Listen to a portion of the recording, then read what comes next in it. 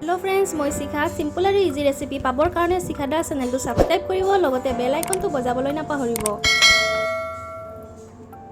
तो आज रेसिपित आछे पटल और आलू।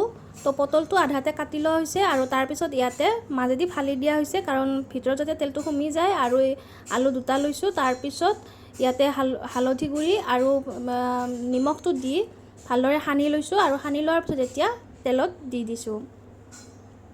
তো এতিয়া তেলত দি দিয়াৰ পিছত তো ভালদৰে ৰঙাকে ভাজি লৈছো যাতে ভালদৰে ভাল হয় বস্তুখিনি। তো এতিয়া বেলেগ এটা কেৰাহীত তেল দিছো। তেল দিয়াৰ পিছত ইয়াতে পিয়াজ দিয়া হৈছে, তাৰ পিছত তেজপাত আৰু এটা শুকান জলকীয়া। তো এইখিনি ভালদৰে ভাজি লম ৰঙাকে। আৰু মন কৰিব এইখিনি ভাজতে যাতে জুইৰ পৰিমাণটো কমাই দিয়া থাকে। তো এতিয়া ইয়াতে পিয়াজৰ এটা পেষ্ট লৈছো, তো আৰু এইখিনি ভালদৰে ভাজি লম। তো ভালদৰে ভাজ খাই গৈছে। তো এতিয়া ইয়াতে জলকীয়া, নহৰু আৰু আদাৰ এটা পেষ্ট দিম। তো এইটো ভালদৰে ভাজি লৈছো।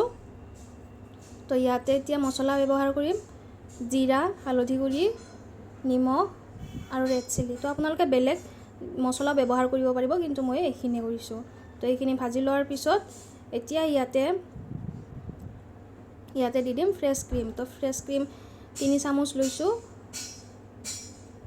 তো এইখিনি ভালদৰে ভাজি লম আৰু জুইৰ পৰিমাণটো কমাই ৰাখিব। এইখিনি কালাৰ চেঞ্জ হোৱালৈকে ভাজিম।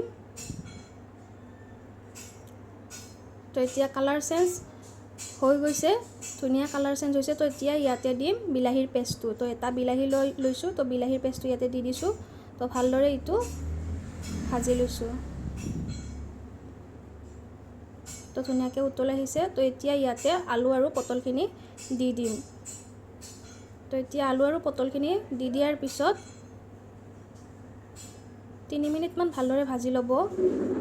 জুইৰ পৰিমাণটো অলপ বঢ়াই দিব আৰু ধুনীয়াকৈ ভাজি ল'ব। তো তাৰপিছত ইয়াতে অলপ পানী দিম। আপুনি কিমানখিনি পানী দিয়ে সেইটো আপোনাৰ নিজৰ ওপৰত কথা। তো আপুনি দি দিব যিমানখিনি লাগে আপোনাক। তো এতিয়া পানী দিছোঁ আৰু ঢাকি দিছোঁ। অলপ জুইৰ পৰিমাণটো কমাই দিব ঢাকি দিয়াতে। তো তাৰপিছত উতল আহিব দিব, 3 মিনিটমান ঢাকি ৰাখিব। তাৰপিছত আঁতৰাই দিব ঢাকনটো। তাৰপিছত চাব এবাৰ সিজিছে নে নাই। আৰু এতিয়া পিছত বঢ়াই দিব জুইটো আৰু ভালদৰে উতল আহিব দিব। তো এতিয়া ধুনীয়াকৈ উতলি আহিছে। মোৰ হৈ গ'ল মোৰ ৰেচিপি পটল আৰু আলু ৰেচিপি। তো কেনেকুৱা পালে জনাব, কমেণ্ট কৰি কেনে আপোনালোকে জনাই দিব।